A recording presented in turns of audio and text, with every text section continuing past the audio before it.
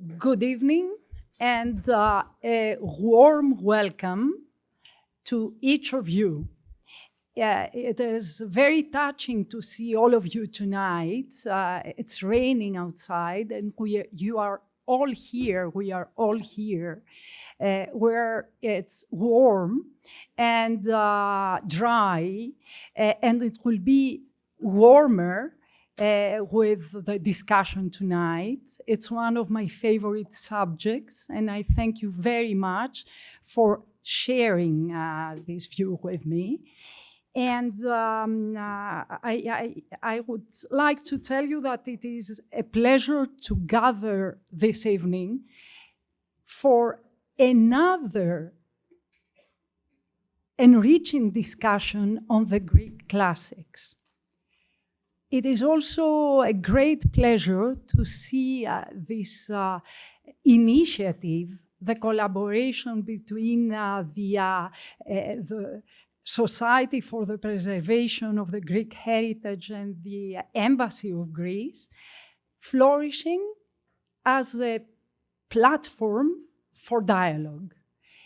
And I believe that tonight we can continue exploring the meaningful and the timeless relevance of the Greek classics on modern society.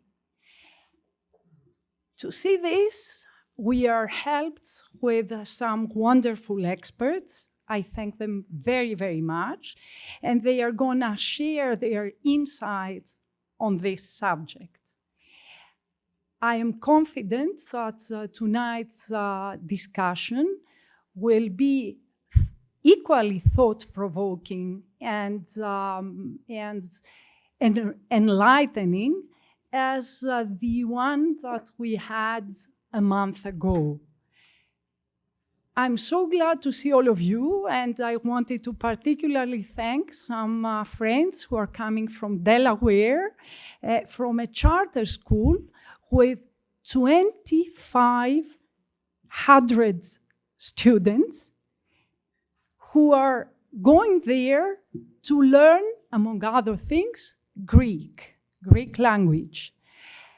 So the fact that they traveled to be here shows that not only they are practicing Greek classics and they are able to communicate this to younger students, but they are also interested, and it's very interesting that they are interested in sharing with us their experience and this success. So I'm looking forward tonight to this discussion, and I will turn over to my good friend and the chairman of the Society for the Preservation of the Greek Heritage, Dr. Vasilis Koliatsos, to share more on tonight's program. Thank you very much.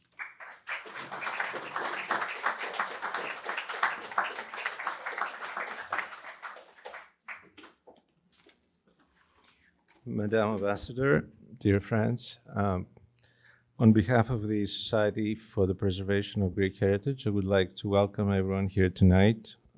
This is the second panel on the state of Greek classics in today's America. Again, thanks to the ambassador, to Ms. Connie Mourtoupalas and the staff of the embassy for reopening this Greek home at the heart of Washington, D.C. to venture into this common experiment, as the ambassador beautifully introduced it. As I said in my greeting last time, this is a fitting celebration of the 50 years of service of our society. Service in the name of Greek civilization through the ages, the experiences of Greeks and Philhellenes, and really the lessons from these experiences for our modern world. This is the purpose of our society. One of my first memories from Heartland, America, is when I was called to be the best man in the wedding of a junior colleague in Scranton, Pennsylvania. Do you know this place? Everybody knows Scranton, probably because of President Biden, I would think. Yeah, I didn't know anything about Scranton at the time. I realized it was a part of this Pennsylvanian Rust Belt bustling with steel and coal mine energy back in the day. Needless to say, as a young immigrant, I suppose, I had the fear of a cultural shock. And I was trying to collect my thoughts to say a couple of things in the customary greeting in the wedding party. And I turned to the father-in-law, and I thought I had an noblesse oblige duty to say a couple of good things about the bride. And I said, can you tell me about a couple of things about your daughter? And his answer actually has stuck with me up to this day. This man was, I think, an electrician or something. He turns and says, you're Greek. You want me to tell you what to say? You started it all. Well, at the time, I thought it was some sort of superficial nicety, but really had a great effect to warm my heart in what I thought was a foreign environment. So my fear of alienation was cured. And I felt one thing with everybody. But in the context of an event like this one, I'm thinking what this man told me. You started all this, not because I was the grandson of Plato, but because he thought it was part of the same lineage, that there was a kinship that bound all of us. And this is remarkable if you think about it. Simple words full of meaning. I'm sure he learned it somewhere in school, but it sunk and it resonated in the course of his life, so much so that he pulled it in the right moment to a great effect. A very different reality than the one we had here last time, involving our good friends and colleagues, the professors with diplomas over diplomas hanging on their walls. But a reality which I think speaks to the heart of the issue of endurance. There's many ways to view endurance, reception of civilization, and so on and so forth. And I'm sure we're going to have many sophisticated views on the issue of endurance and enduring classics. But this is my sort of personal segue into talking about how some things stay with us and how we have so many common things that really go all the way through the various layers of society to the simple man or woman. Okay, as in the first panel, my dear friend, Professor Joshua Katz of the American Enterprise Institute will moderate a panel of distinguished scholars. We have here tonight Professor Andre Archie from Colorado State, Professor Claire Catanaccio of our own Georgetown University, and Professor and media entrepreneur Alex Petkas. So I hope you'll enjoy a great and stimulating evening. Joshua, you take it from here.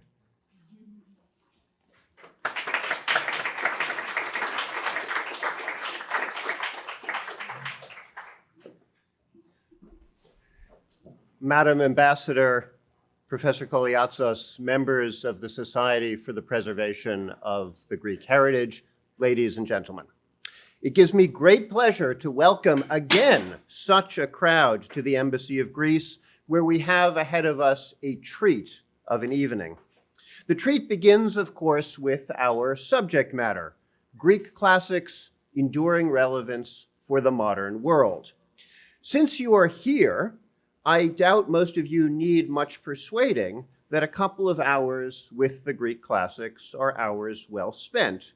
But in any case, I am confident that the three panelists who are speaking after my introductory remarks, and whom I will in due course introduce properly, will remind us all of the wonders of such figures as Plato, Sappho, and Plutarch. At the same time, I am also confident that their remarks will be bracing and provocative.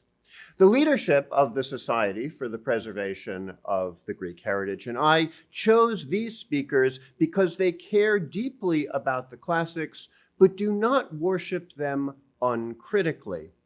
In order to explain to the wider public why the classics matter, we need people who love the material and who can convey their love of the material without giving the impression that everyone in polarized America today would be better off living in some mythologized version of the distant past some 5,000 miles away. But that said, the last thing we need is the opposite. People who don't love the material, people who enjoy conveying how much they don't love the material, people who speak as though everyone in America today would be better off if we forgot about the classical past entirely. And why, you may be wondering, would I even think to begin our event by saying such strange things? Well, if you're wondering this, it probably means that you did not attend the SPGH event at the embassy last month, titled Greek Classics, A Crisis in American Academia. There is, of course, no problem if you weren't here last month. Indeed, you may be a happier person if you didn't listen to those last three panelists and me make clear that reverence for ancient wisdom and for the discipline of classics is hardly to be taken for granted in this troubled time, a time when colleges are allowing students to graduate with a degree in classics without knowing a word of either Greek or Latin, a time when increasingly many professors of classics, who can no longer often be bothered even to teach introductory courses, are saying that the subject to which they are supposedly devoting their life is actually a racist and sexist colonialist cesspool, and we should thus turn our back on much of what has long been considered good and beautiful. Which brings me back to this evening, which I believe will move us along from crisis to optimism. We will, I'm sure, hear about and discuss in the Q&A period, which I expect will be substantial, the Greek classics as they are conventionally understood. And by this I mean some or all of the glorious epic tales of Homer, told in 27,803 verses, as they are usually counted, of the Iliad and the Odyssey. And by this I mean the sublime poetry of Sappho, so very few of whose verses have come down to us, though new papyri do show up now and again, to huge excitement, tempered with consternation, since there are so many concerns about the antiquities trade. By the Greek classics as conventionally understood, I also mean the philosophy of Socrates and his student, Plato, whose dialogues take on epistemology, ethics, language theory, and so much more. And I mean the philosophy of Plato's student, in turn, Aristotle, the titles of some of whose works are among the most important big picture words in English today: politics, poetics, physics, metaphysics, ethics. And by the Greek classics, as conventionally understood, I mean furthermore the broad and humane documentary narrative of Herodotus, whom the great Roman statesman and polymath Cicero referred to as the father of history. And I mean the careful chronology of Thucydides' account of the Peloponnesian War. Now, everything I've just said is about the written word, but also part of the Greek classics, as conventionally understood, are the military exploits of Pericles, Ictinus and Callicrates' architecture of the Parthenon, which presides majestically over Athens to this day, And I mean the black figure pottery of the Amasis painter and the red figure pottery of the Harrow painter. Not to mention, since they are so often neglected by classicists, but must not be, the extraordinary achievements of Byzantium many centuries later. Think of emperors like Justinian the Great, generals like Belisarius, scholars like Hypatia and John Philoponus, and not long before the fall of Constantinople in 1453, that most prominent iconographer, Theophanes. Now, as we all know, Greece and Greek influence have been around for millennia. Here in the United States, we are gearing up to celebrate our 250th anniversary, which must seem a startlingly brief time to a people with a continuous tradition from Mycenaean tablets of 3,300 years ago to Odysseus Elitis. No wonder then that the subtitle of our panel this evening begins with the words, enduring relevance. And yet there is much, much more to this relevant endurance. For the continuous linear tradition of achievement by Greeks is just the trunk of a huge, thickly branched tree. Look around Washington, D.C. to see the influence of classical architecture on Americans. Read the words of the founding fathers to see the influence of Greek democratic practice on our institutions. Note the attention our government is paying to Thucydides as we determine the reaction of the United States to the rise of China. Almost 50 years ago, the literary critic Harold Bloom famously said this about Homer, a shadowy figure of some 27 or 2,800 years ago who has been called the father of Western civilization. This is what Bloom said, quote, "Everyone who now reads and writes in the West of whatever racial background, sex, or ideological camp is still a son or daughter of Homer." This is so. It is impressively so, and it's not only so in the West.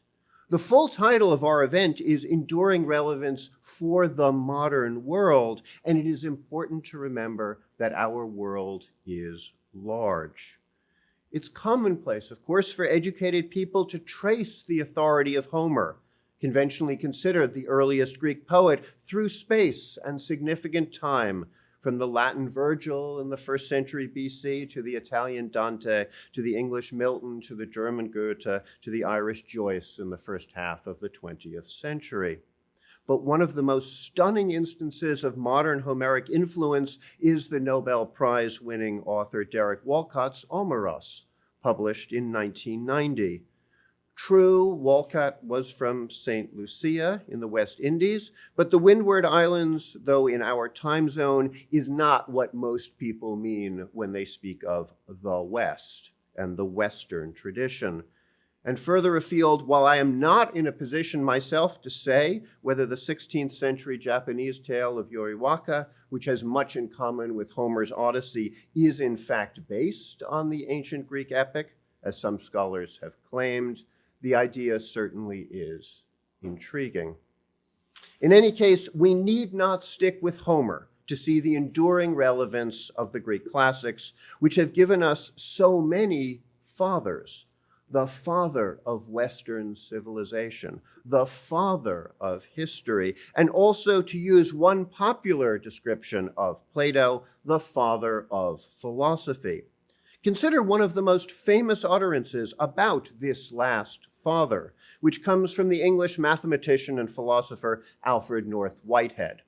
Quote, "The safest general characterization of the European philosophical tradition is that it consists of a series of footnotes to Plato." True, another candidate for the title Father of Philosophy, not a European one, is Lao Tzu, who was born in China a century and a half before Plato. I'm going to leave to others an account of Lao Tzu's influence on America today. Some people in and around Washington famously call him the first libertarian, but instead I'm going to note only the tremendous influence that Plato exerts on China today.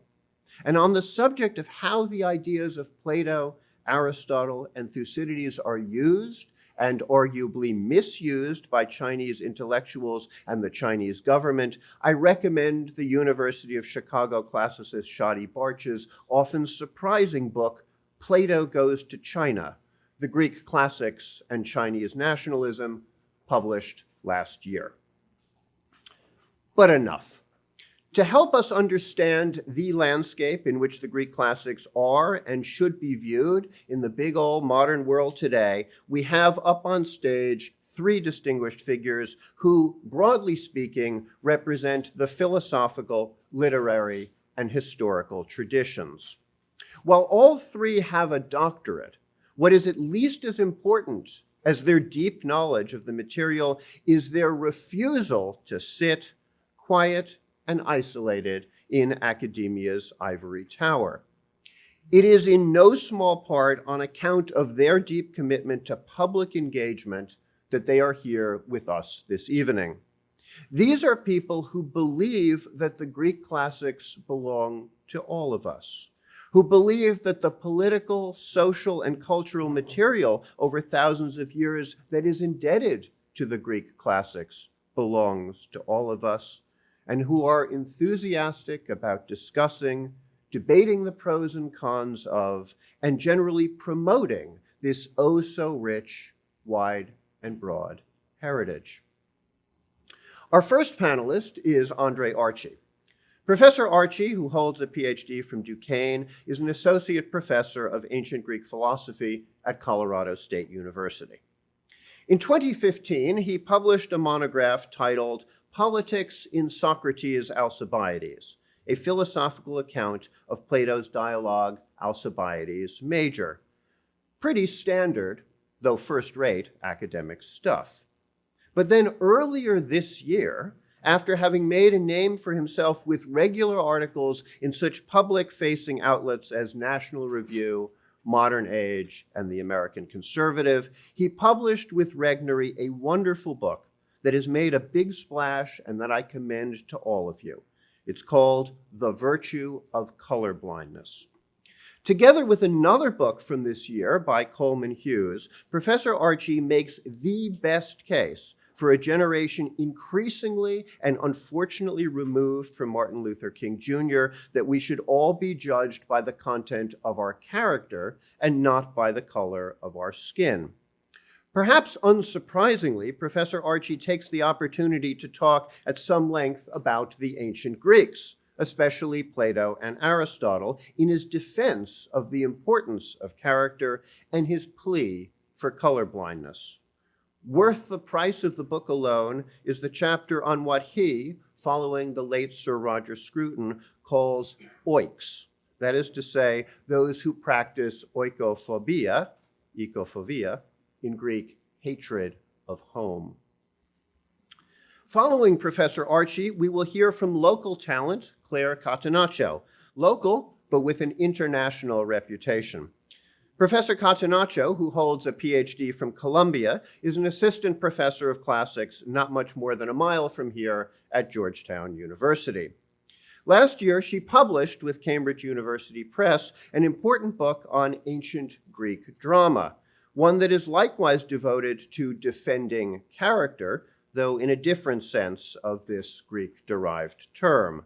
Monody in Euripides, character and the liberation of form in ancient Greek tragedy. But unlike most professors, Professor Catenaccio regularly gets out of the library and into the theater, right into the thick of things. An accomplished dramaturge and director who advocates the importance of actively speaking the classical tongues, Professor Catenaccio has extensive experience with staging ancient plays, including in the original Greek and Latin, both in the United States and abroad. Aeschylus' Agamemnon, Euripides' Alcestis and Orestes, Seneca's Thyestes, and more. Passionate about art, music, and dance, as well as literature, she has an irreverent streak that she couples admirably with philological expertise. The author of articles on everything from the folk opera Hadestown to dreams in Plutarch's depiction of Alcibiades, Alcibiades, you will remember, is of particular interest to our first panelist, while Plutarch is, as we're about to see, a major preoccupation of our last panelist. Anyway, the author of articles on everything from Hadestown to the combination of Plutarch and Alcibiades, Professor Catenaccio, is a model for how an academic can make the Greek classics enduringly relevant for the modern world. And finally, we will hear from Alex Petkus. Dr. Petkus, who holds a PhD from Princeton, is a classicist and an entrepreneur, someone who, having taught at the University of California, San Diego and Cal State University, Fresno, gave up a tenure-track professorial position in order to pursue a career in alternative media and education. He is the author of academic publications on a temporally remarkable range of Greek figures, from the classical Plato and Lysias to the Byzantine Hypatia and Synesius. He has published popular pieces in American Mind and the American Conservative, and he is a member of the editorial team of the highly successful online journal Antigone, which brings the classics into conversation with modern readers of all ages.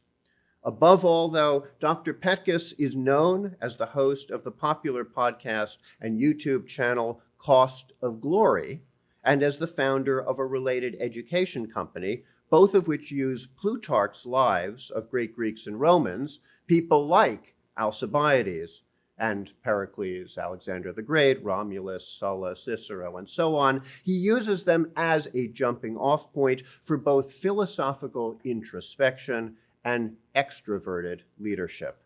While I myself lament Dr. Petkus's departure from the professoriate, it cannot be doubted that he is now reaching and having a salutary effect on an audience that is both far larger and far more demographically broad. Anyway, it's high time for me to stop talking. With thanks again to the ambassador and her staff, I now hand things over to the speakers you've really been waiting for, academics and public intellectuals all, beginning with Professor Archie.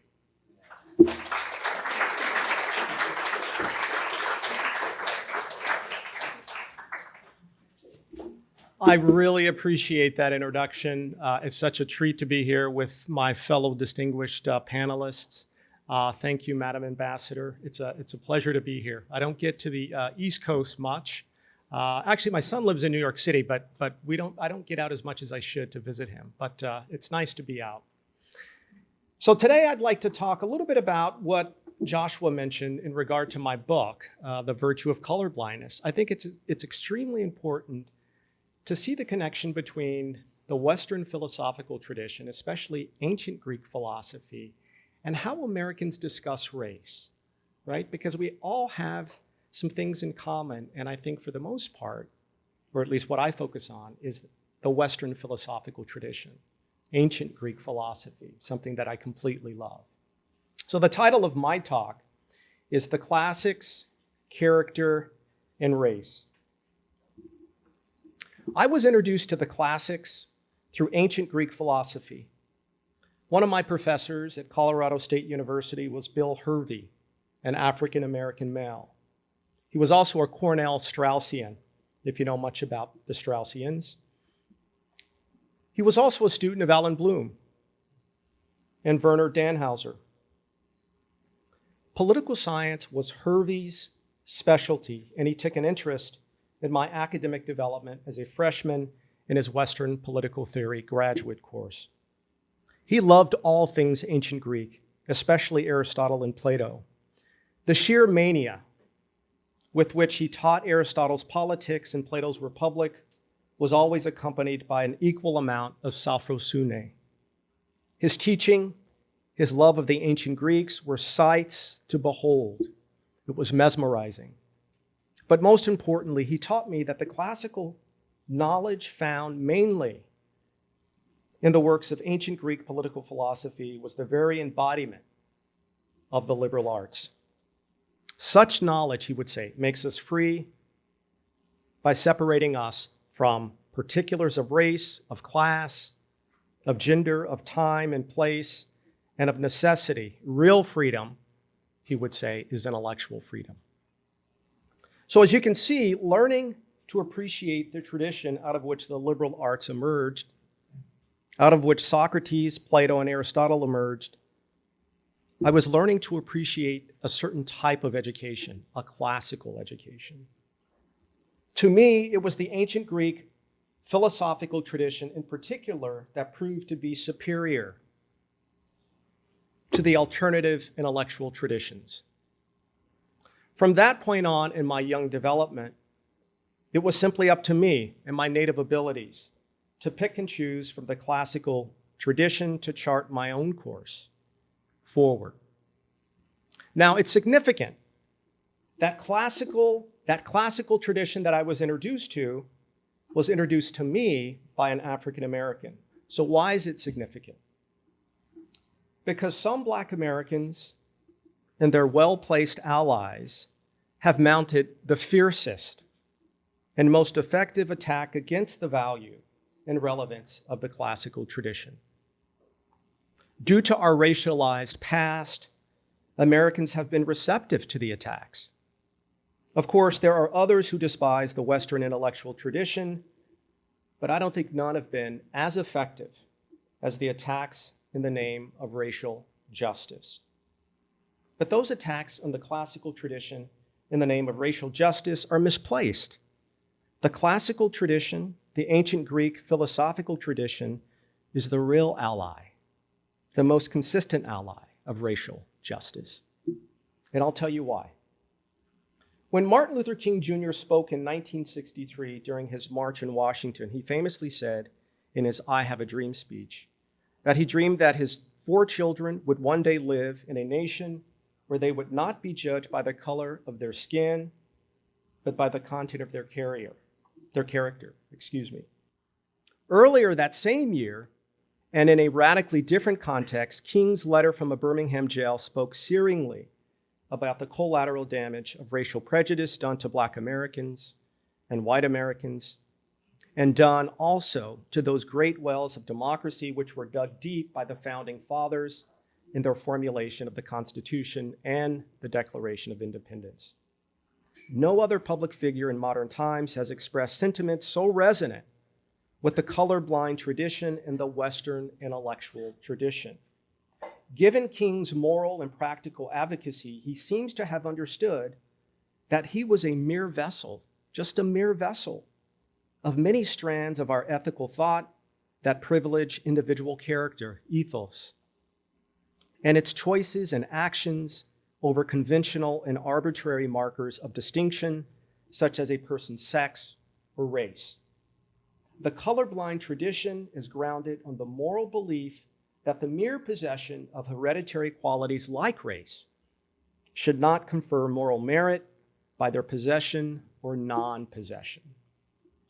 Instead, moral merit can be and should be conferred upon the individual's actions because actions reveal one's character. Now, when I speak about character, I should be understood as speaking about the right desires, feelings, pleasures, and pains that make up the states of the virtuous character. The belief in character, as opposed to ascriptive qualities, as the locus of moral agency, has a rich and comprehensive history in the West, and it continues to animate our own founding documents and way of life. In order to see just how significant prioritizing character over ascriptive qualities in the West, we must begin with some of the first recorded reflections on the moral importance of character, which began with the ancient ethical tradition we find with the ancient Greeks. And there's a term in particular that's very significant that I focus on in the book, and it's eudaimonia. Eudaimonia, as an ethical framework initiated by Plato and Aristotle, assumes that the ultimate human good is happiness. And the task of ethics is to figure out what exactly happiness is and what contributes to happiness. Eudaimonia is extremely important in terms of that ethical framework. Ancient Greek ethics is person-centered. That's what eudaimonia is. That's what it's grounded in, which means that in thinking about the best way to live or what to do, the ancient Greeks focused on two things: determining the right thing to do and doing it properly, motivated by one's virtuous character. Although bad people can certainly do good actions, they cannot do actions as the good person would do that, which is to say, properly motivated. Properly motivated actions are anchored in and generated by one's virtuous character, which is the end result of an individual's autonomous choices.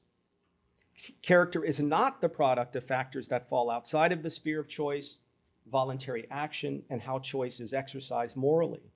The body and what belongs to it are not involved with the manifestation of virtue. Thus, for the ancient Greeks, ascriptive qualities like race played no role in the formation of character, nor the assessment of character. The virtuous character comes about by habit or practice. Virtue is a disposition that an individual manifests through the motivation to act in an appropriate way and to the appropriate extent in the right circumstances. Habit and the development of habits is crucial for moral education. The formation of character, and most crucially, for moral motivation. In the same way that we learn arts or sports by doing them, so we become morally good by performing morally good actions. Doing courageous deeds make us courageous persons. The person having the virtue courage, for example, tends to do courageous kinds of actions courageously. Virtue is a way to secure both the orientation towards the right thing to do, but also the doing of them through the proper motivation. In short, the ancient Greeks, most notably Plato and Aristotle, relied on the formation of character to secure good actions properly motivated. A passage in Plato's dialogue illustrates this nicely. The emphasis in the passage is the emphasis that the Greeks placed on acting virtuously, as opposed to relying on ascriptive qualities, again, like race. The context of the conversation in the dialogue is cautionary and ironic because Socrates is defending himself during his trial. He is being accused of a number of things, one of which is the claim that he corrupts the youth. In the passage, Socrates admonishes the Athenians for prioritizing conventional and bodily goods over the good of the soul, namely a virtuous character. Quote, "Then, if one of you disputes this and says he does care about wisdom, truth, and virtue, I shall not let him go at once or leave him, but I shall question him, examine him, and test him. And if I do not think he has attained the goodness that he says he has, I shall reproach him because he attaches little importance to the most important things and greater importance to inferior things. I shall treat in this way anyone I happen to meet, young and old, citizen and stranger, and more to the citizens because you are more kindred to me. Be sure that this is what the God orders me to do, and I think there is no greater blessing for the city than my service to the God. For I go around doing nothing but persuading both young and old among you not to care for your body or your wealth in preference to or strongly ask for the best possible state of your soul." End quote.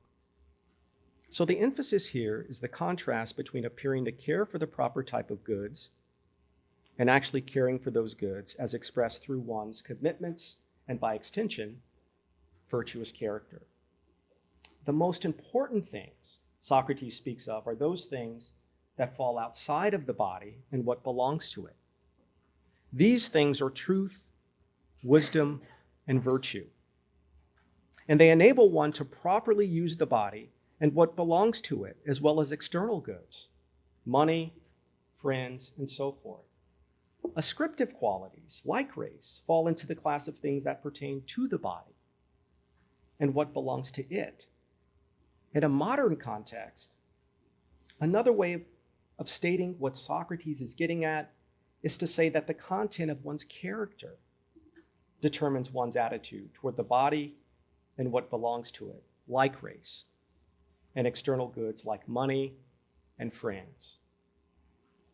This brings me back to the colorblind sentiments of Martin Luther King Jr. He tapped into the rich Western philosophical tradition initiated by the ancient Greeks to gain much needed support from a broad swath of Americans who knew that racism was wrong. Socrates' message that character counts resonated with the deep sense of dignity had among good, decent Americans. Aristotle is the other foundational figure in the person-centered eudaimonistic concept. Whereas Plato in the Apology focuses on the role of virtue in the proper use and perspective towards ascriptive qualities of the body and what belongs to it, Aristotle's Nicomachean Ethics illustrates the role choice plays in conferring moral merit upon human action. Here too, like Plato, Aristotle argues that the type of choices one makes is anchored in one's character, certainly not in the body and its physical qualities. There is a world of moral difference between, for example, a mercenary soldier fighting courageously to protect a foreign land versus a homegrown patriot fighting courageously to protect his own country's land. The patriot's actions exhibit the proper type of courage in the appropriate circumstances, properly motivated. Accordingly, moral merit can be conferred upon the patriot's type of courage. The mercenary's actions do not exhibit true courage at all, because his apparent courage is perverted by ulterior motives that prevent the proper type of courageous motivation. Aristotle's comments on the importance of choice, voluntary action as a reflection of character, can be stated as follows, quote, "Still they, the ignorant themselves, by their slack lives, are responsible for becoming men of that kind. And men are themselves responsible for being unjust or self-indulgent, in that they cheat or spend their time in drinking bouts and the like, for it is activities exercised on particular objects that make the corresponding character. This is plain from the case of people training for any contest or action. They practice the activity the whole time. Now, not to know that it is from the exercise of activities on a particular object that states of character are produced is the mark of a thoroughly useless person. Again, it is irrational to suppose that a man who acts unjustly does not wish to be unjust, or a man who acts self-indulgently to be self-indulgent. But if without being ignorant a man does the things which will make him unjust, he will be unjust voluntarily," end quote. So character can be morally praised or condemned because it results from our prior choice and actions. And our prior choices and actions were voluntary, so we are responsible for our own characters in the present.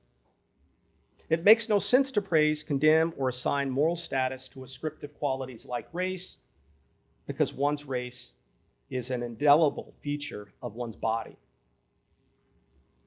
And it has not come about through choice, which is a key distinction. So when society does assign moral status to race, as Dr. King illustrates, bitterness and hatred become the main currency through which Americans interact with one another. And the reason for the antipathy has everything to do with the arbitrariness of assigning moral status to racial characteristics. So when character becomes the main currency through which Americans interact with one another, the relations between the races are less stilted, more fluid, and natural. Fair play and judging others by the content of their character is an abiding theme in the intellectual traditions of Western thought, especially in the ancient Greek philosophical tradition. And so as I conclude, it's also significant to point out that the Western philosophical tradition, the Greek philosophical tradition in particular, has been a feature within the Black American tradition. Just recently, Howard University got rid of their classics program, unfortunately, but that tradition has done a tremendous amount of good in terms of creating a common narrative that both Black Americans, white Americans, other Americans could draw from to make connections. And to see the demise of the classics is unfortunate. And it hopefully it turns around. I'm confident that it might turn around, but it's important to see that it's foundational to who we are, not just Americans, but who we are as human beings. And so it's key to appreciate that Dr. King, of course, he was a great man, but he was a vessel through which this intellectual tradition, this ancient Greek philosophical tradition, spoke loudly and clearly, and it was quite powerful. So thank you.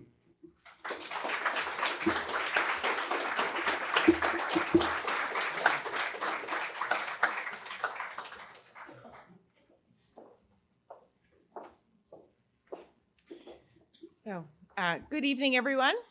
When Dr. Katz asked me to speak to you tonight on the enduring relevance of the Greek classics for the modern world, I thought I would start off by approaching the topic from a personal perspective. And to that end, I'd like to say a few words about how I, in my role as a university professor, encourage students to think about the value and the importance of classical mythology today. I teach at Georgetown University just down the road. As many of you know, Georgetown is an elite private university with an international reputation. A lot of money flows into and out of the school. It has an endowment of $3 billion, and the cost of undergraduate tuition is approaching $60,000 a year, although 85% of students receive either financial aid or tuition assistance. Students and their parents are paying a lot to be at Georgetown, and they expect that the subjects they study in college will help launch them in the competitive professional world. The student body is heterogeneous. 50% identify as white, while the remaining 50% identify as Black, Hispanic, Asian, or a host of other ethnicities. There are slightly more women than men in the undergraduate population, and this gap is increasing. Finally, at least 10% of each class is international. And in my experience, these international students, especially those from China, Korea, and India, are very interested in the classics. At Georgetown, the most common undergraduate majors by a landslide are international relations, government, political science, and finance. That said, there are many students who double major or minor in the humanities. And in fact, most of the students who pass through my classroom are double majors. There are various other groups who make up a significant percentage of my students, of which I'll mention two. The first is veterans, as Georgetown's location here in our nation's capital has proven especially attractive to those in military service, and many of these men and women are drawn to the classics. And the second is senior citizens, through Georgetown's robust auditor program. In my classes, I usually have at least a handful of these lifelong learners, as they style themselves, many of whom are retired lawyers, politicians, or journalists living here in Washington, D.C. All of this is to say that in teaching and thinking about the enduring relevance of the classics today, I like to keep these considerations at the forefront of my mind. What brings these students to my classes, and what are they hoping to find there? How can I communicate my passion about ancient Greek culture to Gen Z undergraduates, international students from around the world, veterans, and senior citizens? One argument that I sometimes hear in support of classics is that Greek and Roman mythology is part of the common culture of the West. And this is certainly true in the sense that these stories have a long, rich, and varied history. But it's also true that Europe and its former colonies, including America, no longer share a widely known canon of traditional stories. For a student body that's as diverse as the one I just described, the notion of a common culture is fast becoming obsolete. It's not just that my students aren't intimately familiar with the Bible, or Homer, or Virgil, or Ovid, or Shakespeare. It's that I can hardly find anything that everyone in the class has read or even watched on television or seen on the internet. What I used to think of as touchstones of modern and contemporary culture, Star Wars or The Lord of the Rings or Harry Potter, are now often as unfamiliar to students as the Book of Job or Macbeth. But my students do care about things passionately. They care about issues. They're politically and socially engaged, open-minded, and idealistic. They worry about the world that they're inheriting, and they hope that they can make it a better place. And one skill that these students want to get out of college is that of expressing their ideals persuasively in ways that don't feel corny or forced or preachy. And that's where the classics comes in. The ideas and images and texts of ancient Greece have stood the test of time, in part because these myths are highly flexible. And I'm focusing mostly on myths with information about philosophy and history coming from my collaborators here. So, about myths. Myths have no fixed author and no single canonical form. The stories that were in circulation in antiquity often varied widely or even flat out contradicted one another. In their flexibility, classical myths today offer a space in which we can ponder our assumptions and experiment with new possibilities. In our pluralistic, polarized, and fast-changing times, Greek myths allow for retellings from a wide range of perspectives, including perspectives with the potential to unsettle the hierarchies that these stories assume. The field of study that investigates modern responses to ancient material is called classical reception, or classical reception studies. But this term, reception, implies a tidy, linear process with a sender, a message, and a receiver. In my opinion, the processes whereby a later culture interprets, questions, and transforms classical Greek culture is far more complicated. We are not passive receivers of a fixed tradition, but active co-creators of new meaning. Nor is classical reception a phenomenon that belongs to modern times alone. Aeschylus's Oresteia is a reception of Homer's Iliad, as much as Shakespeare's play Troilus and Cressida, or Madeline Miller's recent best-selling novels Song of Achilles and Circe. The growth of classical reception studies has been one of the most notable features of the field of classics over the past 20 years. Today, most scholars of classical reception, while still using this term, prefer to think of a dialogue or a conversation between the ancient and modern worlds. Whereas previous models idealized the classical past or thought of it as giving way to modernity through genealogical descent, one of the central ideas of reception studies is that the past and the present mutually illuminate one another. Antiquity does not have a single fixed meaning, and we learn different things about it based on the questions we pose. As the scholar Charles Martindale has said, antiquity changes with every interpretation of it. According to this theory, the relationship between ancient Greek culture and the world we live in today is not linear and authoritative, but rather complex, multidirectional, mediated by a host of intermediaries, open-ended, and always in flux. So, willfully disregarding the assumed inexorable forward march of time, it could make sense to talk about Hegel's influence on Sophocles, Dante's influence on Virgil, and Derek Walcott's influence on Homer. And why not? One of the most wonderful things about the human mind is its ability to move easily about in time, forward and backward, blending the present moment with memory and imagination. In the remainder of this talk, I'm going to speak briefly about two works of classical reception that I have used recently in my lecture course, Introduction to Ancient Mythology at Georgetown. I've chosen these works because they speak to urgent contemporary concerns. The first of these concerns is justice, equality, and democracy, or how America can make good on its greatest promises and highest ideas. The second is matters of the heart, or to put it bluntly, sex, always of interest to undergraduates. That is how people experience attraction, desire, rejection, and resilience.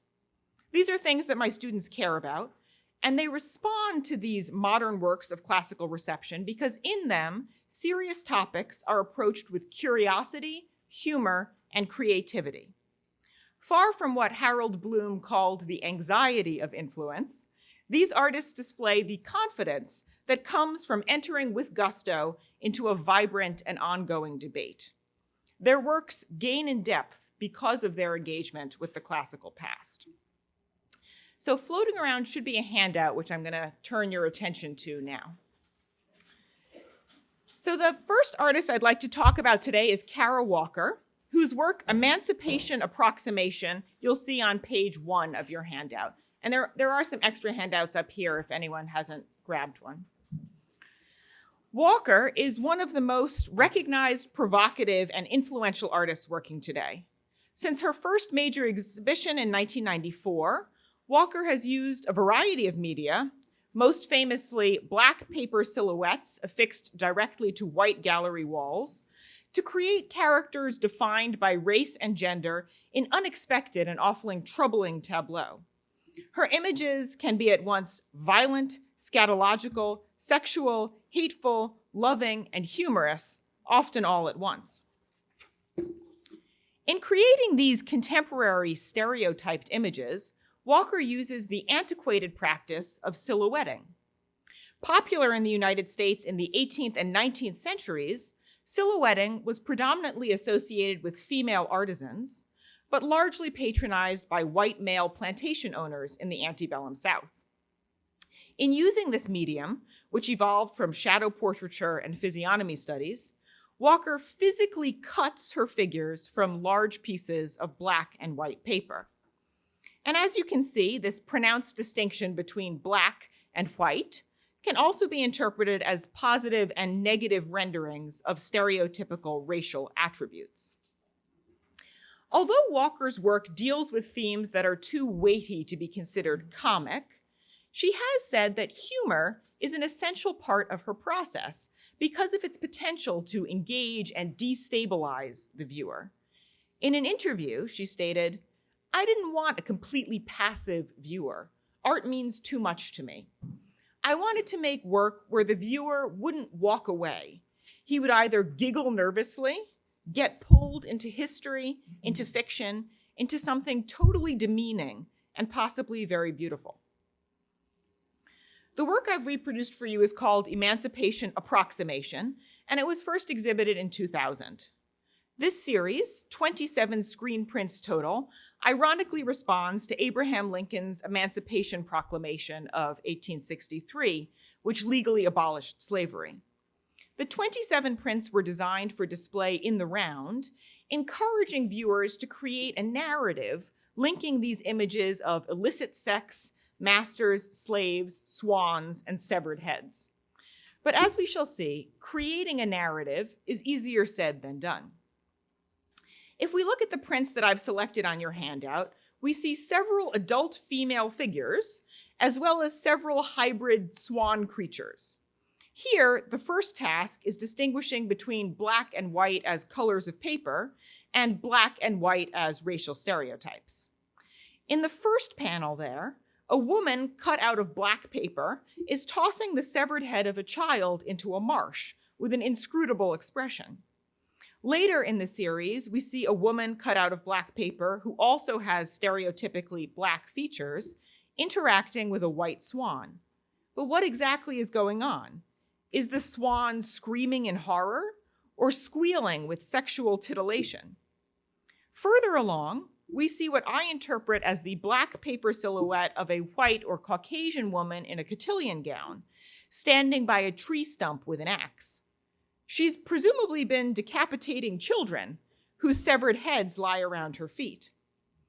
And in the most sexually explicit image, a swan in flight is penetrating a black woman whose face expresses pain and terror.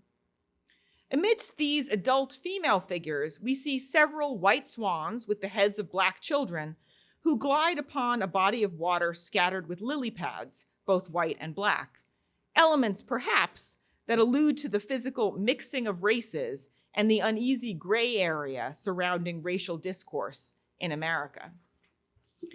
As this short attempt at a description has shown, try as we might, no clear story emerges from these 27 screen prints, and any narrative that we create forces us to confront our own assumptions and prejudices. The piece as a whole seems to be a real-life shadow drama, a stage set with ambiguous actors who have been frozen in place. As critics noted at the time, Walker's imagery also has a classical resonance, the myth of Leda and the swan. In this myth, the god Zeus has intercourse with the mortal woman Leda in the form of a swan. Their union produces the sisters Helen of Troy and Clytemnestra, as well as the brothers Castor and Pollux. There are few textual sources for this myth, and most of our early evidence comes from visual art. In some of these versions, Leda is seduced by the swan and clearly enjoys the act of copulation. In others, she is a victim of Zeus's savage lust. This latter interpretation informs one of the most famous receptions of the myth, W.B. Yeats's poem Leda and the Swan, published in 1924. You may remember the last few lines of the poem, which I've included there on your handout. Being so caught up, so mastered by the brute blood of the air, did she put on his knowledge with his power before the indifferent beak could let her drop. Yeats uses the term mastered, so mastered by the brute blood of the air, which I think in turn has influenced Walker's emancipation approximation. Yeats also asks whether intercourse with Zeus allowed Leda temporarily to put on his knowledge with his power. That is, to give Leda a brief experience of mastery herself. In Walker's interpretation of the Leda story, we are challenged to consider how these black and white bodies, human and bestial, come together, and which of them has knowledge, power, and mastery. In exploring these controversial or even forbidden topics, Walker's art demands to be free from fixed judgments.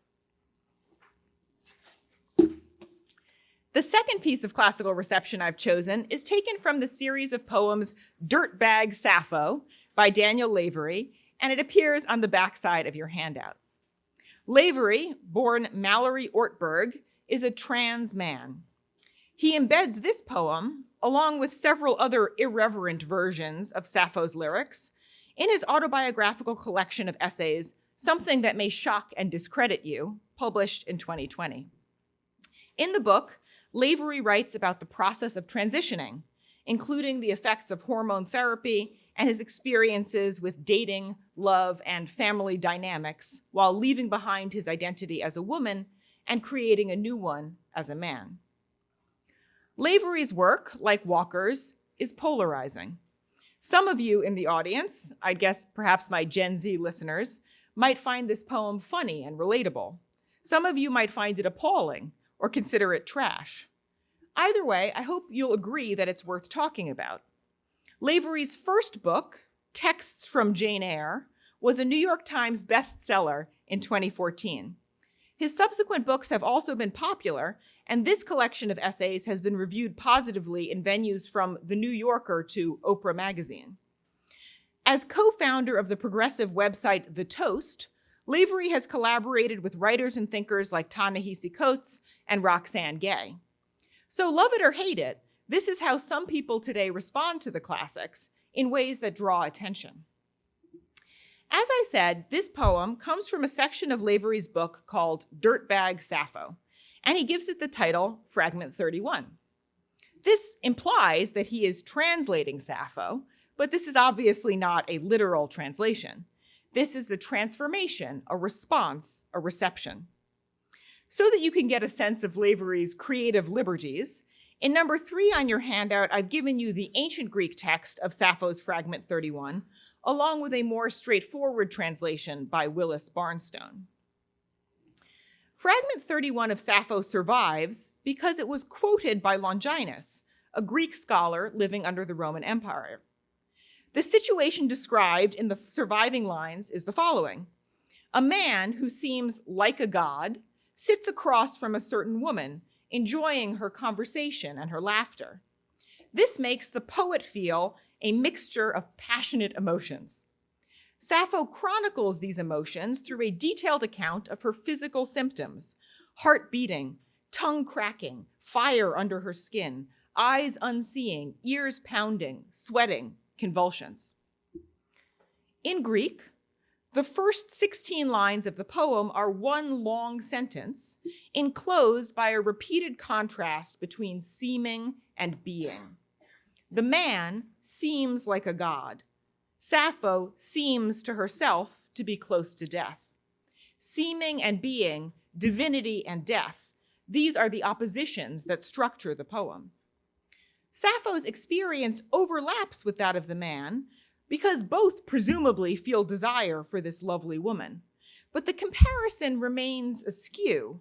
We only know how the man seems, cool and collected, whereas Sappho tells us how she actually is, what she experiences on the inside, where no one can see. Sappho's poem has elicited startlingly different responses among modern interpreters. Some readers assume that there's a strained, triangular situation at play. Sappho loves the woman and feels jealous of the man in intimate conversation with her. On the other hand, Sappho may be chronicling the feelings that this woman elicits in her under normal circumstances. When Sappho sees this woman, she's struck dumb and turned to jelly. The man is like a god because he can sit across from the girl without becoming physically incapacitated. Longinus, who quotes this poem, seems to have taken the second interpretation. He cites these lines as a description of overwhelming passion and not necessarily of romantic jealousy. But the Roman poet Catullus, who famously translated this poem into Latin 600 years after Sappho, uses it to reflect on the rivalry between himself and another man for the affections of his beloved faithless Lesbia. So why did Daniel Lavery include anything related to Sappho in his memoir about gender transition, and what does it add to his book? Of course, the poet Sappho was famous already in antiquity as a woman who loved other women. But we also know that Sappho was married to a man and had a daughter, and that her poems sometimes express longing for beautiful men.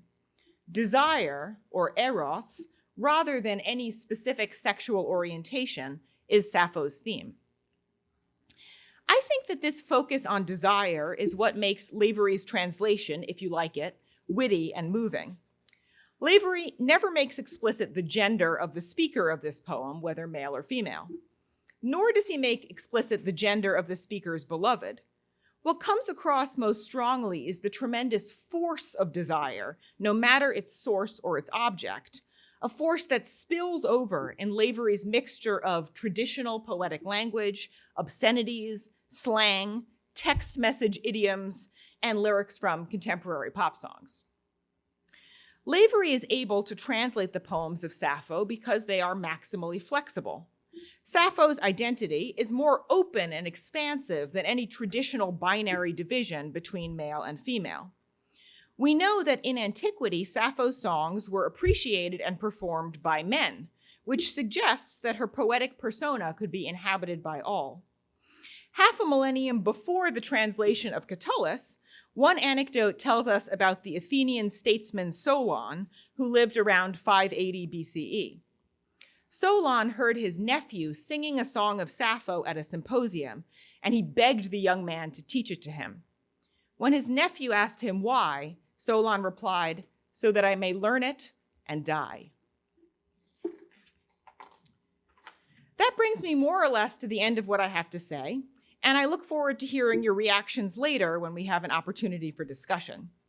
There are countless other works of reception that I could have chosen. By going through these two examples, I hope to have given you a sense of just how relevant and generative and capacious these myths and texts from ancient Greece remain. Walker's and Lavery's works are playful, but they're also troubling. The classics are contested ground. For artists, they offer a place to make a stand and a certainty that people will pay attention. And since the classical tradition, once the unquestioned centerpiece of a liberal arts education, has become more and more fragmented over time, I deliberately chose two works of reception that deal explicitly with fragments. Our total lack of certainty about the original myth of Leda and the original songs of Sappho makes these receptions seem all the more modern. From one perspective, all literature, all art, is reception, if we understand reception as a constructed engagement with previous forms and traditions. As Mick Jagger said, there's nothing new in rock and roll. It's all recycled old. But classical reception, I would argue, is distinctive because it asks for supreme self-consciousness. It requires us to hold two contradictory truths in our mind at the same time. First, that the past is different from the present, radically alien and other. And second, that there's common ground and continuity, and that the present needs to grapple with the past to find itself. Thank you.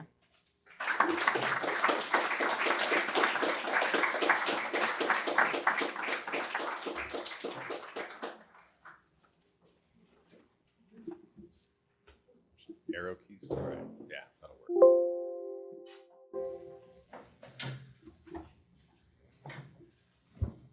Thank you all for coming out, braving the rain tonight.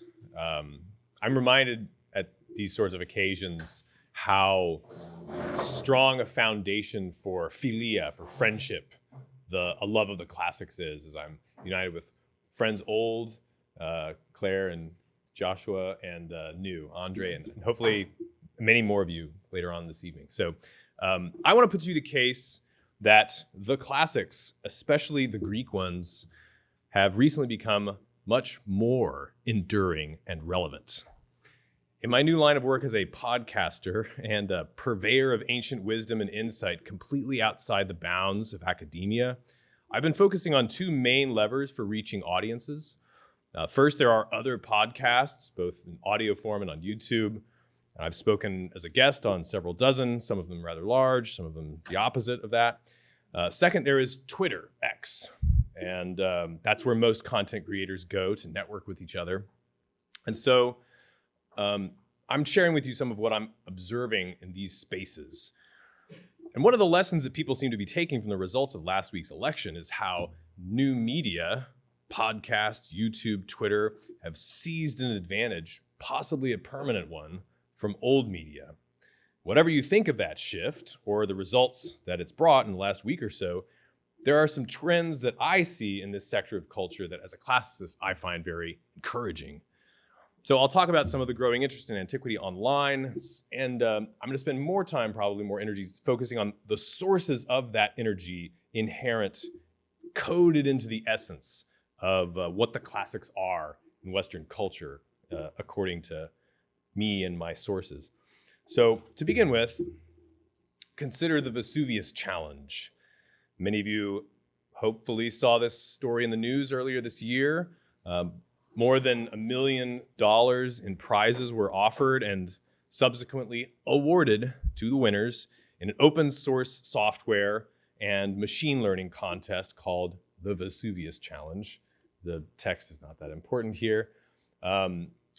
So the background deserves its own lecture, but essentially Mount Vesuvius, in the process of burying Pompeii, also buried Herculaneum, where there's a villa with a great library of ancient papyrus scrolls that were preserved, later found by archaeologists, charred and very difficult to read, but most of them never before seen by modern eyes. The texts that were on these scrolls, most of them are actually in Greek so far. And they turn to dust if you try to open them, but the writing is still on them. So this contest, built on over 20 years of work by this guy, Brent Seals, Dr. Brent Seals, a computer scientist at Kentucky. And essentially they've used this diamond light source at Oxford, which is a huge shopping center-sized particle accelerator, to make super high-res 3D scans of these scrolls. And the contest was to solve the very, very difficult technical puzzle of how to virtually unroll these 3D images. And then, after that, decipher the ink from the papyrus. And the short version of the story is they've more or less cracked the code, but a gargantuan labor remains. This is a great team working on this. I know most of them, a lot of good, talented people. And I think that this could be one of the biggest, perhaps the biggest thing to happen to classics since the Renaissance. I'm thrilled. I'm pleased to say there's going to be a full-length feature documentary on this coming sometime soon. I'm involved. We're going to give it the exposure it deserves, hopefully. And when we're ready to go public with it, by the way, if you're interested in staging or having some kind of an event to meet the directors and some of the people involved, get in touch, send me an email, alex@costofglory.com. But it's not going to be for another year or so. But the reason I bring this up for our purposes is to draw your attention to just a few of the personalities involved in this contest. So one of the key characters in the Scroll Prize is this kid, Luke Ferreter, who is, at age 21 last year, was working on at an internship in SpaceX, where he heard about, on a podcast or something, about the open source prize contest in 2023. And so Luke ends up being one of the 3 people awarded who sharing this $700,000 cash prize for deciphering the scrolls. And they split it amongst themselves. Luke was a computer science major. Now he's a college dropout. He's a Teal fellow. He's working now on tech and AI projects for Nat Friedman, who's a startup founder, venture capitalist, former Microsoft exec, and also he's a former CEO of GitHub, but he's also the guy who kind of catalyzed this Scroll Prize contest. So another interesting personality here is Casey Handmer. He's one of the first small prize winners. He was the first guy to detect ink on one of the scroll scans. He's a PhD physicist, and he was doing his Vesuvius Challenge work for fun late at night, while during the day he was working on running an energy and space tech startup that's pioneering new ways to create fuel, natural gas out of air and sunlight, so that, among other things, we can produce fuel on Mars. You can see all the rockets there in his profile image. So then, take a look at the list of donors to the Scroll Prize here. And you'll see they include some very significant names in the world of tech, AI, venture, investing, etc. The Musk Foundation, that's Elon Musk, of course. So Matt Mullenweg, founder of WordPress, and on and on. So where am I going with this? If you're on Twitter much, you may have noticed that there's a vibe starting to get traction that one poster on Twitter, Pablo Peniche, coined a term for, with a long post and some AI-generated art. And he calls it, Greco-futurism, the title of my talk. Pablo is a Mexican-American tech founder who's learned Greek and gotten obsessed with classical culture. He's also a co-founder of the Palestra Society, which is a network state-adjacent project based in El Salvador. It enjoys patronage from the Bukele administration. Here's a post that got Pablo a follow from Jeff Bezos. If engineering is applied physics, architecture is applied philosophy. I don't know if you can see the image from the back there, but it's like people in togas staring out on some colony on some Alpha Centauri moon, and it's kind of Greco-classical architecture in space. I think you can kind of get the vibe, hopefully from a glance. And Pablo did not invent this vibe. Important to emphasize.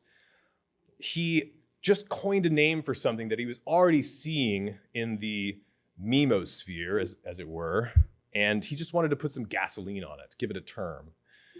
And I want to suggest also tentatively that we can see what Mark Zuckerberg is doing in this picture as a kind of, in this context. This is a shirt that says Pathe Mathos or Pathimathos, as a quote from Aeschylus's Oresteia, learning through suffering, which is a quote Mark Zuckerberg really likes.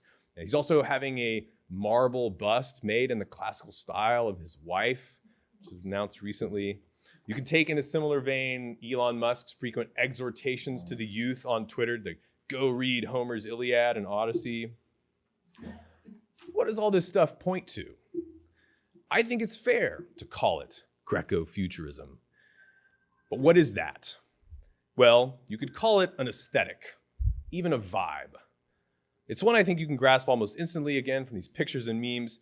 but it can be characterized, if you peel back a layer more deeply, as a hope in an optimistic, even heroic future, a space-age future, one rooted simultaneously in technological optimism and an aesthetic and philosophical appreciation of the greatest monuments humanity has ever wrought.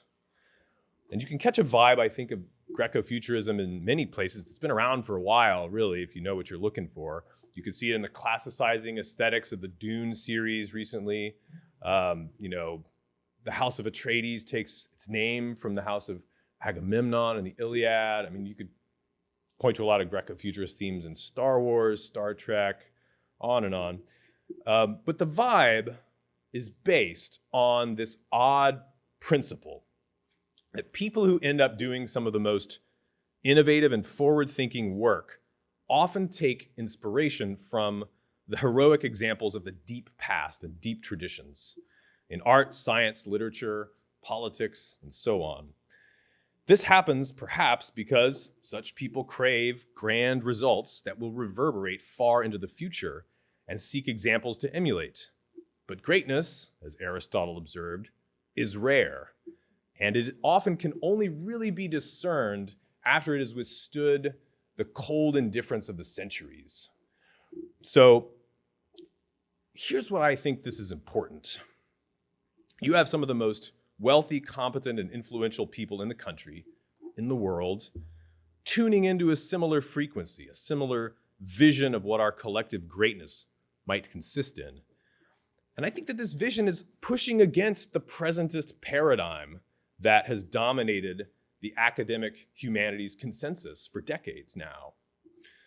So whether you look at sovereign individual techno-libertarianism, which I think thankfully is a phase that we've actually moved past, or American dynamism, as the venture capital firm Andreessen Horowitz likes to frame it, or as I suggest here, Greco-futurism, these largely internet-powered trends all combine that progressive optimism with an openness to the urgency of digging deeper into our own cultural foundations to find the hidden well springs of inspiration and greatness.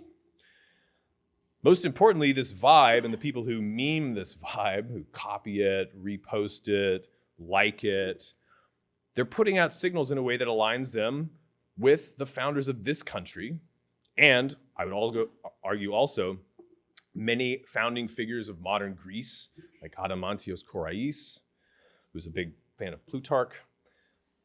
So in this vein, I think especially of Plutarch of Chaeronea. I'm biased. He's the basis of my podcast, The Cost of Glory. I mean Plutarch in the capacity especially of the author of the Parallel Lives, the great biography collection of the noble Greeks and Romans, which we've mentioned already, which in the American colonies in the 18th century was one of the top 5 most likely books to be on your shelf, actually. The 18th century was obsessed with the monuments of the classical past. The dynamic, optimistic, revolutionary energy that they found therein played no small role in catalyzing and executing the foundation of this country.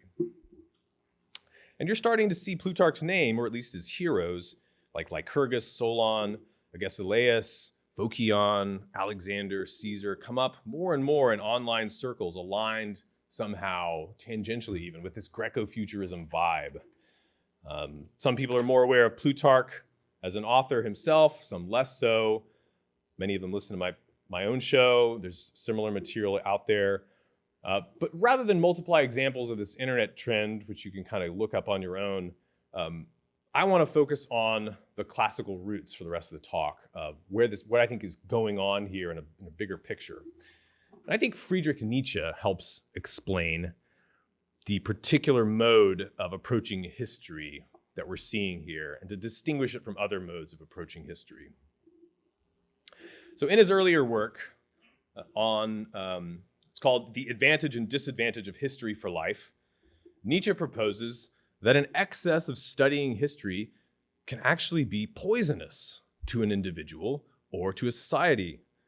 Thorough knowledge of history, for example, can make us too impartial when the right thing to do, say in a civil conflict, is to pick a side, as Solon of Athens counseled.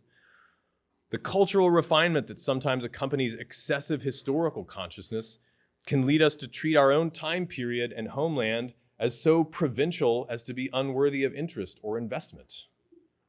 However, as Nietzsche argues, life-affirming action requires history to be limited and subordinated to more important concerns. He proposes three fundamental modes in which humans subordinate history to ulterior motives. And in ascending order of importance, they are, first, the antiquarian mode, which is a kind of reverent care for the precious memories of one's particular family tree or town or religious sect. Then there's the critical mode, which is the iconoclastic revisionist urge to smash orthodoxies and refute alleged myths that justify the institutions and policies you want to do away with. And finally, most importantly at the top for Nietzsche, there is the monumental mode of history. This is the mode through which people of high agency, craving inspiration, seek it and find it in tales of great achievements. Now, it's important to note that each mode has its useful virtue and its harmful vice function, but it's clear that Nietzsche thinks that overall the healthiest mode, and the one certainly that moves history forward, is the monumental mode. Here's a quote for you. What is the advantage to the present individual, then, of the monumental view of the past, the concern with the classical and the rare of earlier times? It is the knowledge that the great which once existed was at least possible once, and may well again be possible sometime. He goes his way more courageously, for now the doubt which assails him in moments of weakness, that he may perhaps want the impossible, has been conquered. Suppose someone were to believe that it required no more than 100 productive men, raised and active in a new spirit, to put an end to the cultural refinement which has just now become fashionable in Germany. How it would strengthen him to realize that the culture of the Renaissance was raised on the shoulders of such a group of 100 men.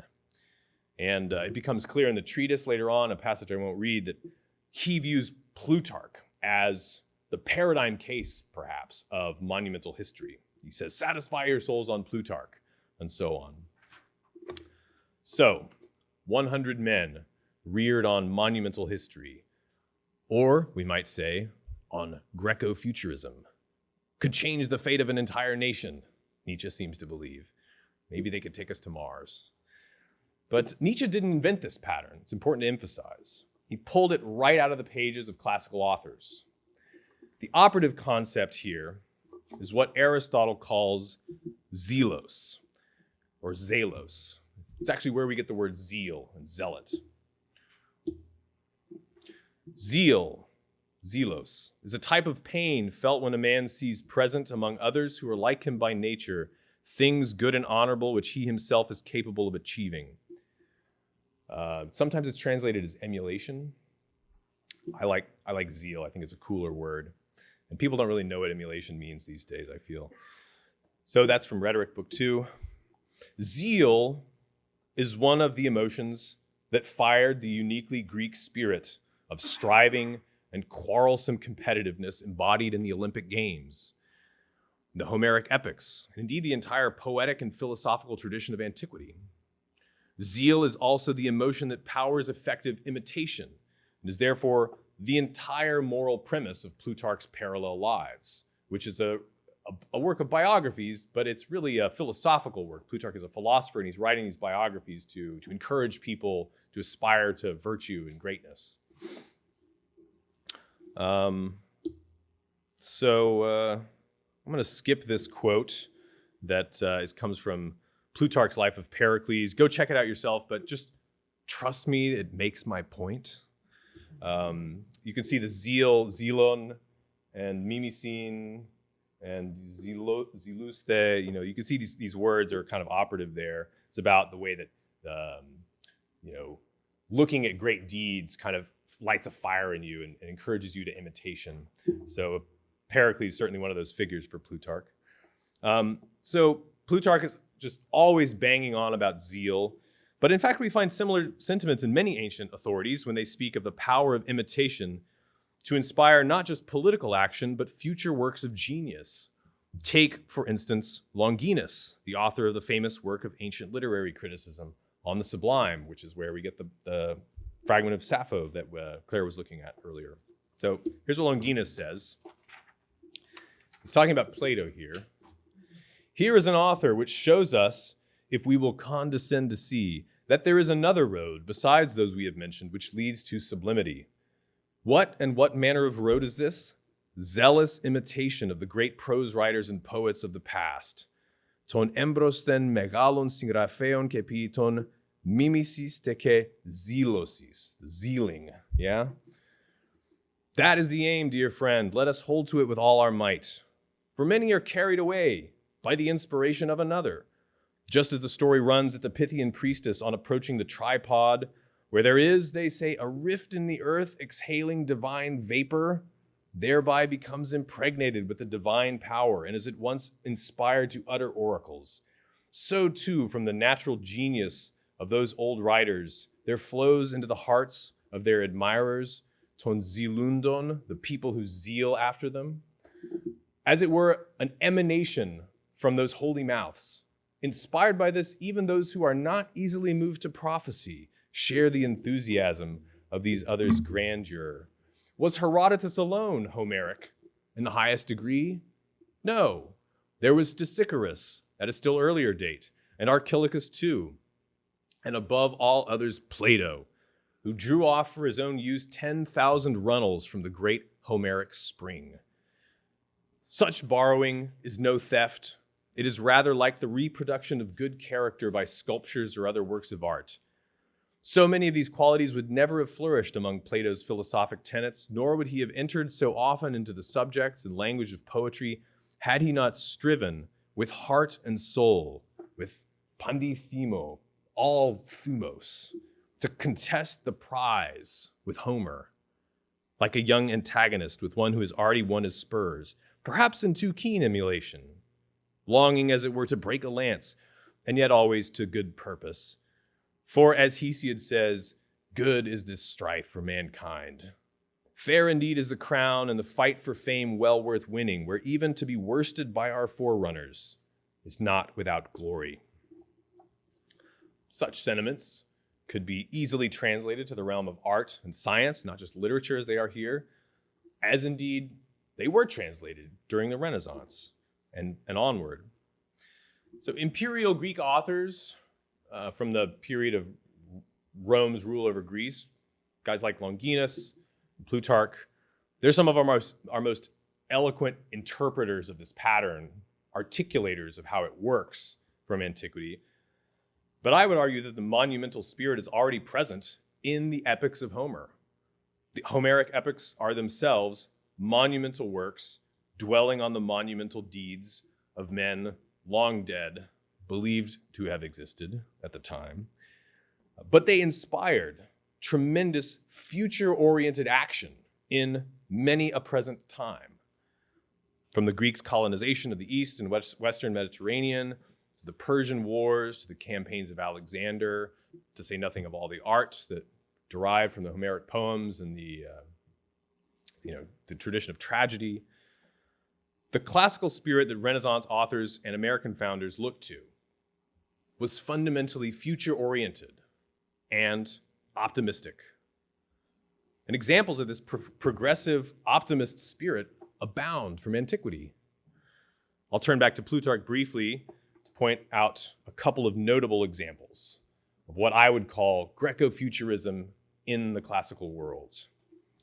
Consider when Plutarch describes Pericles' grand construction project, the Athenian Acropolis, the great building project undertaken in the golden age of Athens with the spoils of their empire.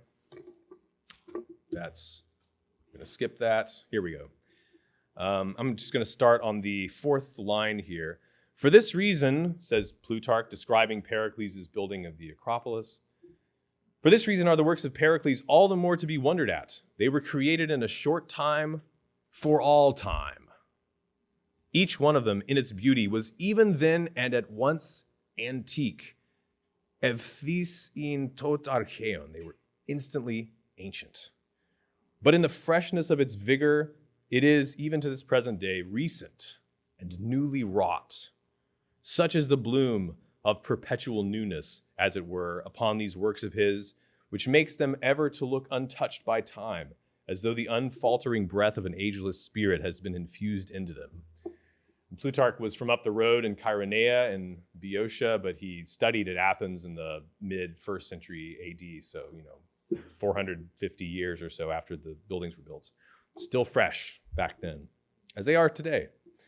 So when he says each one of them were even at once antique, he's saying, in other words, that the art and architecture of the Acropolis were born classics. Plutarch's referring to the classicism that is already innate. I'm not an art historian, but with the Acropolis statues and architecture, there's already a kind of stylish traditionalism that they were designed. They were designed in a slightly archaizing style to make them seem more timeless. And he's pointing to a paradox familiar to both classical authors and to the French luxury brand magnate Bernard Arnault. A good luxury item, Arnault says, combines novelty and timelessness. And hence the aesthetic of Greco-futurism, which represents the extreme case of this paradoxical phenomenon. It evokes maximum antiquity with maximum sci-fi imagination. Plato's Republic has been characterized as an early work of science fiction. It certainly has inspired many such works of science fiction like More's Utopia, Butler's Erewhon, modern sci-fi novels like those of Neil Stephenson. Philosophers like to brush under the rug Plato's wacky and futuristic attempt to bring about a more just and, I would say, scientific city-state in Syracuse, which Plutarch actually is one of our main sources for. He catalogs it in vivid, loving, tragic detail in the life of Dion, who was a friend of Plato's and a marriage relation of the tyrant of Syracuse. It was a disaster, but nobody said Greco-futurism isn't dangerous or that it would always succeed in its aims. And sure, technologists looking for tips on how to build a giant space laser are not going to find a lot of how-to in the life of, say, Julius Caesar, but they might be amazed to hear the story of Archimedes' engineering at the defense against the Romans' amphibious assault on Syracuse in the Second Punic War. With Archimedes' mirror-powered solar heat ray incinerating enemy ships from hundreds of feet away from within the city walls. It certainly seemed like science fiction brought to life to the Romans. And this is a passage from the life of Marcellus, which I exhort you to read. I'm not going to read it here for reasons of time. That just tells about, the cranes coming over from the walls of Syracuse. They have this, port with walls and it's sheer, and they're reaching down and picking up Roman ships and dashing them down to the deep. It's kind of horrifying if you're a Roman soldier. And that's the famous mosaic of the death of Archimedes, which is a scene that's really Plutarch is our best source for. So, well, it's not thanks yet. Just to conclude with a few thoughts. I think the future is bright for classics, for the Greek classics in particular, if we are willing to ride whatever waves of enthusiasm we can and use this energy to build coalitions. We should throw more gasoline on Greco-futurism. And what would riding that wave look like? Well, I think we should be investing in getting ancient Greek, and Latin too, I guess, back into K-12 education. We should focus on making it easier and more rewarding for people to learn Greek, maybe Latin too, I guess, especially for anyone interested in taking a tour of duty, teaching younger people whose minds are more flexible, futures are longer, and who have more leisure to devote to self-cultivation. I think personally that the teaching of languages is by far the most important limiting factor in having a quality classical culture. For many reasons, but relevant to this talk, language is one of the most powerful vectors for emulation, for zeal. Reading the actual words of Homer, Plato, Caesar Sallust. It gives you a sense of connection and energy that it's just, I think, very difficult to get from translation. I find it very difficult to get from translation in the same way. More could be said. Very interested in your thoughts. Thank you for your time.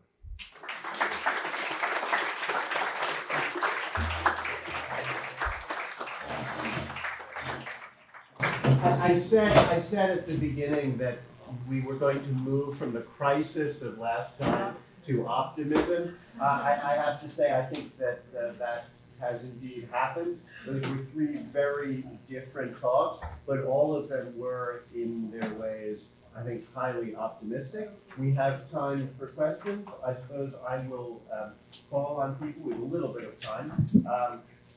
Feel free to address them at everybody or at individuals. Please, sir.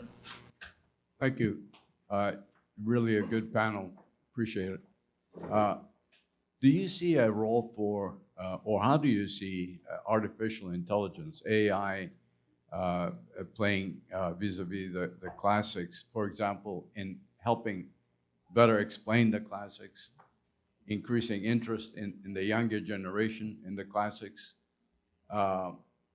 relating the classics to current life, current issues and problems, etc. I for one do foresee a role in AI, but God forbid AI should replace Plato with this artificial intelligence. We don't want that. We want to enhance Plato. Okay.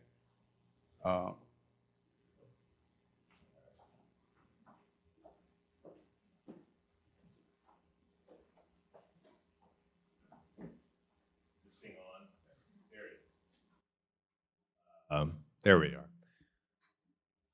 Yeah, I don't know. I think AI is fascinating. The large language models are at the root of it, right? So there's a good chance that if they put in the TLG, the Thesaurus Linguae Graecae, into some of these LLMs, that we might be able to get Aristotle spitting out answers to you in ancient Greek, which would be cool. You could get tutoring help, learning ancient Greek. I think of the language aspect for sure, but there's the possibilities for research and for kind of magnifying existing human potential and making it quicker to answer tough, big questions, I think are really exciting.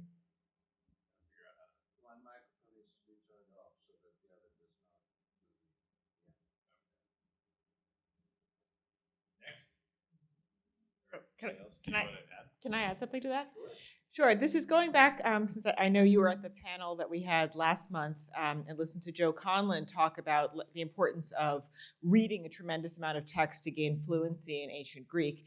AI could be extremely useful because it would be able to generate many more beginning and intermediate texts than we now have, which could allow students to gain fluency more quickly. So again, I'm mostly looking at it from a language pedagogy standpoint, but I do think there's a lot of potential there. And I agree with that. I mean, I'm a little skeptical regarding artificial intelligence, but I do think in terms of just the technical aspects of language acquisition and just the amount of information, I think it's helpful. But sort of the substantive part, sort of understanding what you're reading, sort of these texts as moral exemplars, I just think artificial intelligence can't do that unless there's an instructor, unless there's experts to sort of pick and choose what's significant and what's morally relevant. So I do think there's some benefit, but in terms of the substantive part of ancient Greek, ancient languages, I think that there needs to be sort of a facilitator of sorts. I'm with Andre on that. Whatever's going to happen next year is going to be different from now, and what's going to happen 3 years from now is going to be different from now. So come back next year and we'll see. I would like to take an issue with that. One thing is to talk about AI as a technique to decipher, to decode, and so on. But some of the things I've heard from the three of you really spoke a lot about inference. I heard Claire talk a lot about ambiguity. That's what I heard, ambiguity. And that was about sheer energy. I'm sure that's a wrong. Do you expect any of this from AI? Really? This is anything but. Not as a technique, as an intention as content. I'm talking about content, and if you want to call psychological aspect dealing with classics, that's fine. But I don't see any of this in AI, at least as we know it today. They're all insipid writers, you know. AI just, I think it can't ever. I don't think it's ever going to replace human intelligence. It can only kind of magnify it, and if it magnifies lame human intelligence, we're going to have a deluge of lameness. So, yeah. Yeah, I think, yeah, maybe that one there. Needs to be turned off. So I would agree. At this point, I see AI mostly as a potential tool rather than a replacement for human creativity, ingenuity, or moral reasoning. Yeah, exactly, or creativity and play. Sure. Yeah, I enjoyed your talks very much. Actually, I have a very loud, big voice, so I don't think I need this. But anyway, I'm Dimitris Ioannou, and I teach engineering. I don't think we need to convince people that classics are important. I think it is well known, and the problem that I see is a little broader. I think genuine education is no longer valued by modern society, modern world. You hear often analysis people make whether, to decide whether to get a degree or not get a degree. Not that it is equivalent to getting education or not getting education, but anyway. And they say, well, how much will it cost me to get a degree? So many dollars. Now, how much am I going to make during my lifetime? So much. If I don't get a degree, how much am I going to make? And the decision really, it's based on the monetary, outcome of this comparison. If the society was more interested in genuine education, the classics will be part of it automatically. Now, however, when genuine education was appreciated, it was only a very small percentage of the people that enjoyed it and pursued it. Can really everyone in the world get genuine education? That's my concern, and I don't think so.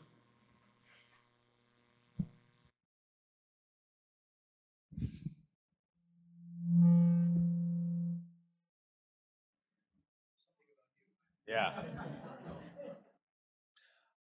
I think that maybe I just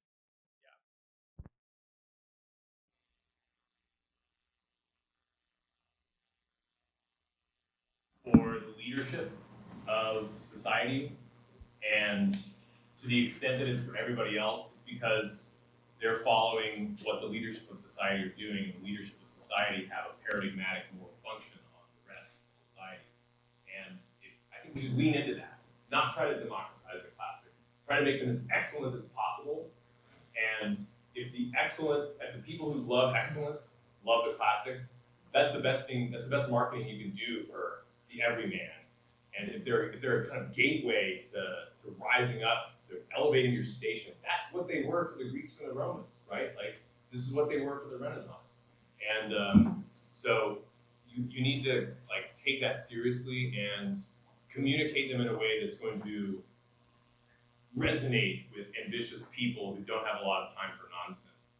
And it's easy to do actually with classics because it's incredibly relevant that we've been talking about. And the texts you study are so high level, you should just lean into that. So that's my take on how this all works. Yeah, I'm also Dimitri, engineer back there, and I come from a science background. And although you did say at the end of your speech that this kind of knowledge needs to be transferred down to education, I also believe it should be down to early childhood education. I'm mostly interested not in all the nuances and getting into the weeds of all these philosophical words. I'm but I think it holds true, and it's truly archaeon. And archaeon here does not mean antique. Archaeon means archi, the beginning. That's what the word archaeon comes from. It means something that the ancient Greeks valued a great deal, just like archi, telos, and apiron. They thought about this thing a great deal.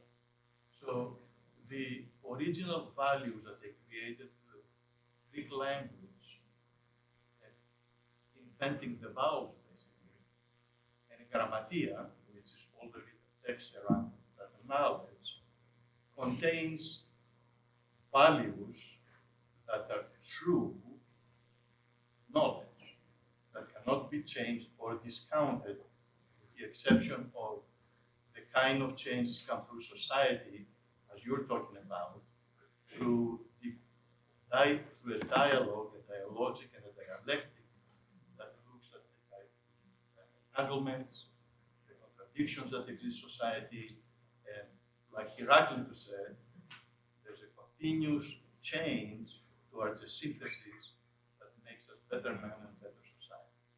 We cannot discount these kind of values, and I believe that if we teach these things from a very young age, and as a matter of fact, you teach them in a dialogic and dialectic fashion, which you can do at a very young age, modern techniques and methods of teaching, then you start creating the kind of citizen we all want, and I've heard from all of you, a man of character, a critical thinker, a problem solver.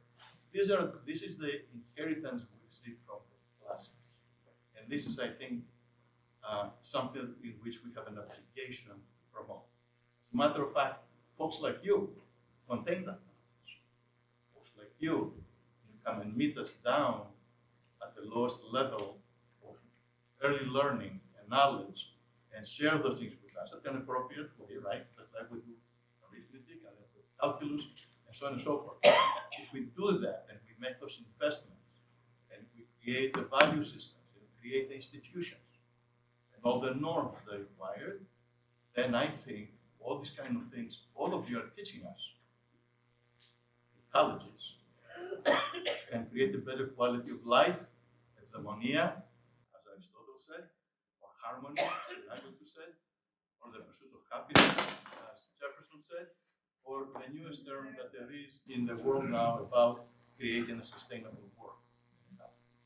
So I differ with you a little bit, and it's more of a statement that I make rather than a question. So I agree with everything that you said, but when you look at even ancient Greece, I mean, these works, Plato, Aristotle, it was a small elite. It was a small elite. They were quite powerful. They were geniuses. And so when you fast forward and you look at our country, it was a small elite. It was more, in the 19th century, it was a bit more widespread, sort of valuing the classics, but it was still quite small. And I don't disagree with you. Right. As a matter of fact, you're absolutely correct. But when they looked at philanthropy and the commons, the commons of knowledge, and all the institutions and the norms, and the liturgy that came in to pay for those things, what they were doing for us 3,000 years later was opening up the aperture and the opportunity for us to expand on the things that they gave us. That's why the dialectic becomes extremely critical, so we can evaluate things like that and say, why is this kind of knowledge need only to reside with the high priests that they know hieroglyphics in ancient Egypt? Where did they go? Nowhere.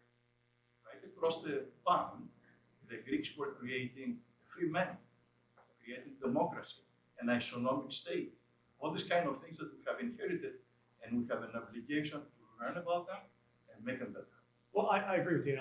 And I completely agree with you. But when you look at the founding of our country, I mean, we're sort of we're commercial people.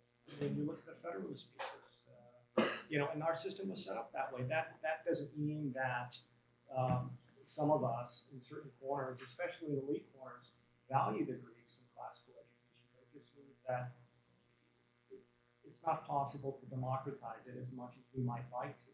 So I think it's an elite institution, mostly private schools, etc., where there's been sort of a abdication of a commitment to this history. And I think that's where we've gone wrong. And I think once you educate those who are in these pockets of selective institutions, if we can get those individuals to sort of translate or transmit this tradition, I think we'll start seeing success both in college and at the K-12 level.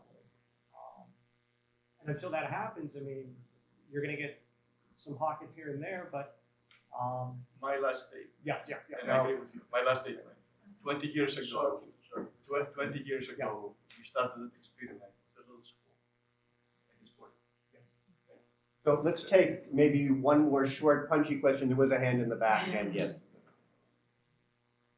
Hello, I'm a first year student for Georgetown University, and I want to thank you all for the incredible insights you provided. I was reminded when you were talking about representation of this year's opening at the Paris Olympics, and I was just wondering if you would consider that a form or an example of this representation movement, and furthermore, considering the backlash that it received, do you think that it will be challenging for traditionalists to accept this forward-thinking movement? And also, this is kind of a two-part question. Typically, classical education has been more associated with the elite. But do you believe this movement will open it up to more diverse socioeconomic backgrounds? This is a great question. Whoever takes it first, give a little repetition. Yeah, okay, so that issue here is the opening of the Paris Olympics this year. You probably know what the question is about. This is a first-year student at Georgetown who wants to know about the opening of the Paris Olympics and Greco-futurism. And, well, part two was... about how classical Presented in a Part- very weird way. Is it basically part two is how do we will things like this help open up classical Classics education or to- interest in classical to education? a wider demographic? Yes, to a wider Right. demographic. Well, That's a nice provocative question. I have to confess that I only saw a few memes about the Olympics and I didn't actually watch the opening ceremony.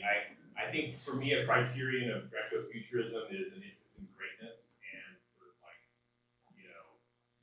power, for lack of a better word.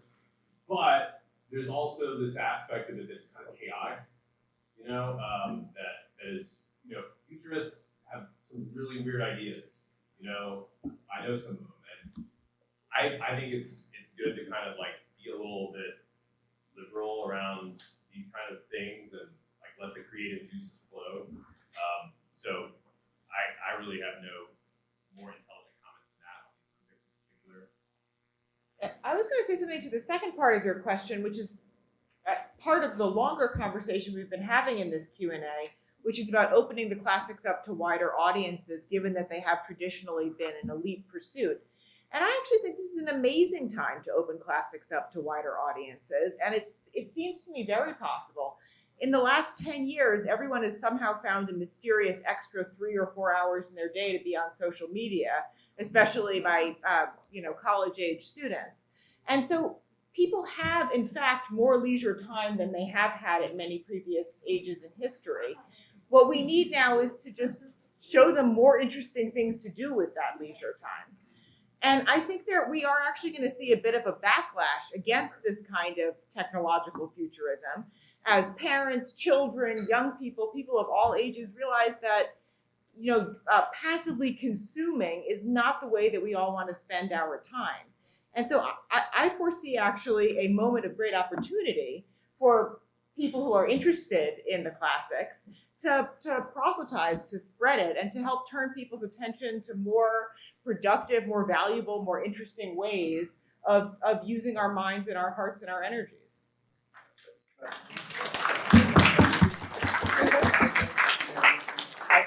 I confess that's an excellent way to end, but I'm going to give one last question here. Please don't take the optimism away in the last question. Talking about optimism, futurism, and Greco-futurism, and also Elon Musk, preaching about Greek classics and read Odyssey and whatever else you mentioned. Isn't that an optimistic sign that he is already a Plutarch, but becoming a monarch sooner than later? Would that be a good opportunity for him through his X or any other means of spreading the word to the future generations to actually talk about classics and their value and why people should study classics and be inspired and look into the future with more optimism? Well, if Elon Musk does become a monarch, I hope he keeps reading Plutarch. So, no, I think it's very promising that people in the comments are critiquing. That's not surprising to me. But education in this country has been kind of underperforming, arguably, versus the amount of money that we spend on it, and getting Homer back in earlier and classics back in. A lot of people are working on this actually, right? Like there's a growing movement to bring classical education back to K-12 level, and I think a lot of Elon Musk kind of like maniacal political turn lately had to do with his own negative experience of his own kids not getting the education they thought they were getting, and so I think that there's a up for grabs. Okay, well, to the future. Please join me in thanking our